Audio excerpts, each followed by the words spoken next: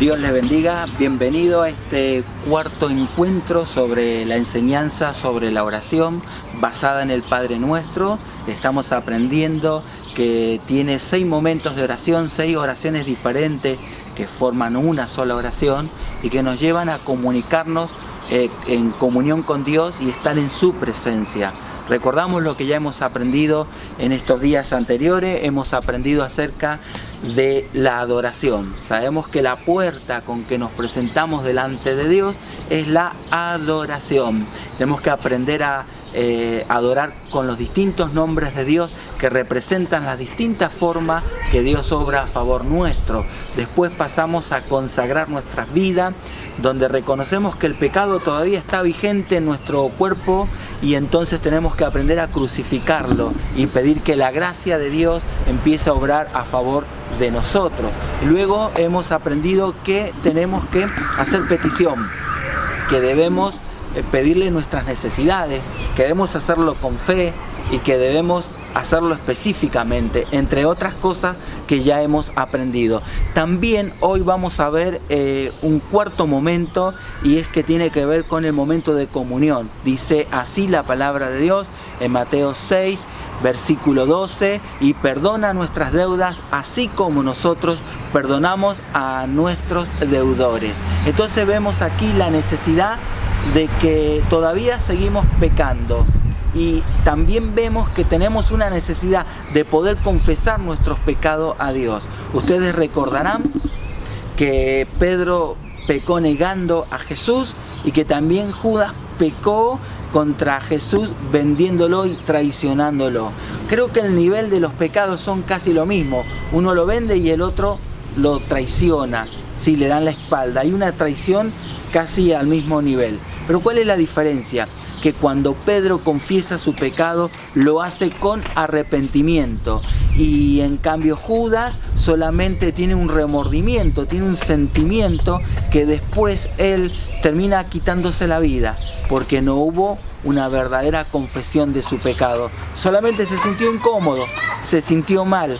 Pero Pedro no solo que se sintió mal, sino que lloró amargamente. Y en su interior había un deseo de ser restaurado, un deseo de decir esto no lo puedo hacer más. Y entonces esa confesión restauró a Pedro. Mientras que la confesión de Judas no pudo hacer nada por él, porque no era una verdadera confesión de pecado acompañada de arrepentimiento, que es lo que finalmente va a traer el cambio a nuestras vidas. También debemos entender que esta parte de la oración nos enseña la necesidad de perdonar. Sabemos que todas las personas ofendemos a otras.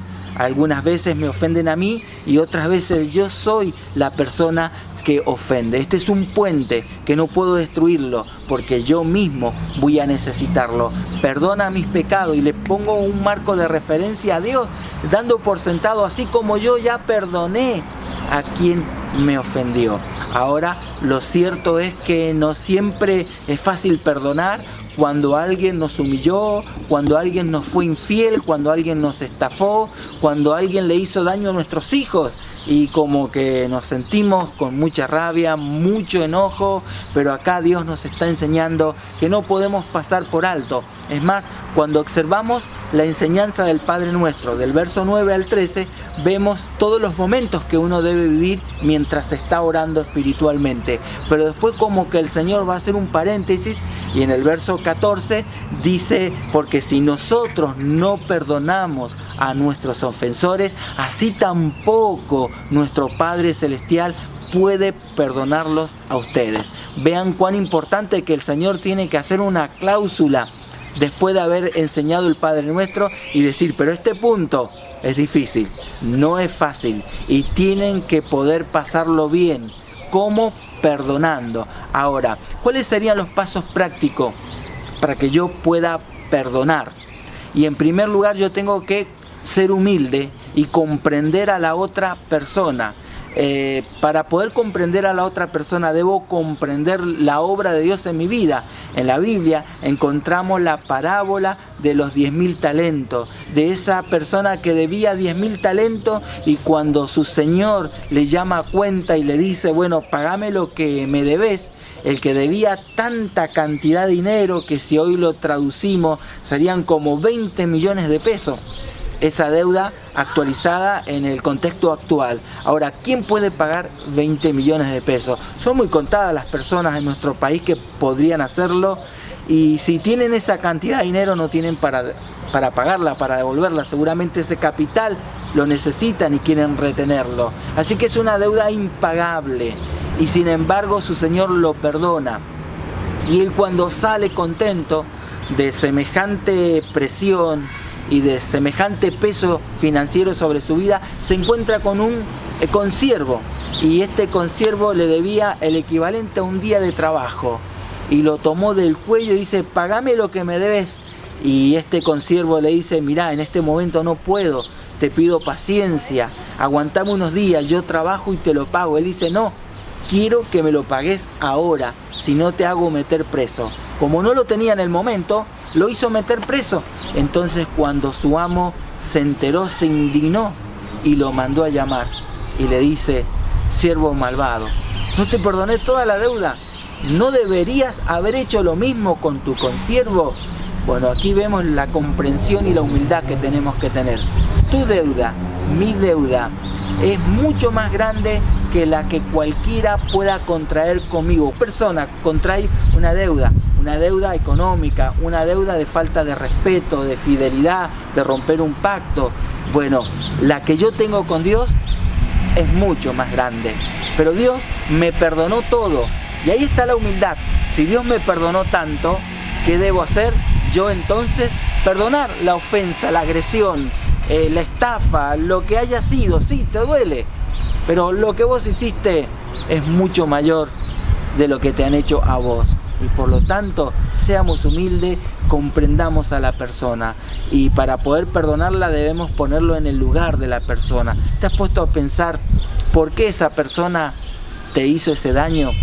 ¿Qué fue lo que lo llevó a hacerlo? Pueden haber muchas respuestas, pero cuando vos te pones en el lugar del otro, entonces podés empezar a comprender a la persona. Y lo que te va a ayudar es la palabra, ¿sí?, que nos dice, debemos perdonar, porque si no perdonamos, nuestro Padre no nos puede perdonar a nosotros. Deseo que vivan una vida de libertad, que cuando oren puedan pensar: a ver, ¿quién me ha hecho daño? ¿Con quién estoy resentido? ¿A quién no puedo saludar? ¿A quién no puedo mirar a los ojos? Sí, seguramente hay muchas más personas a las que te imaginás con las cuales vos estás ofendido. Aunque lo disimulás, aunque pasa como inadvertido, pero en tu corazón hay rencor. Y yo quiero animarte a que lo lleves a la cruz. El que confiesa sus pecados y se aparta, alcanzará misericordia, dice la palabra. Quiero que puedas confesar tu malestar con otra persona y pedir en el amor de Dios y decir: Dios, en tu nombre yo lo voy a perdonar. No puedo, pero sé que vos me vas a ayudar.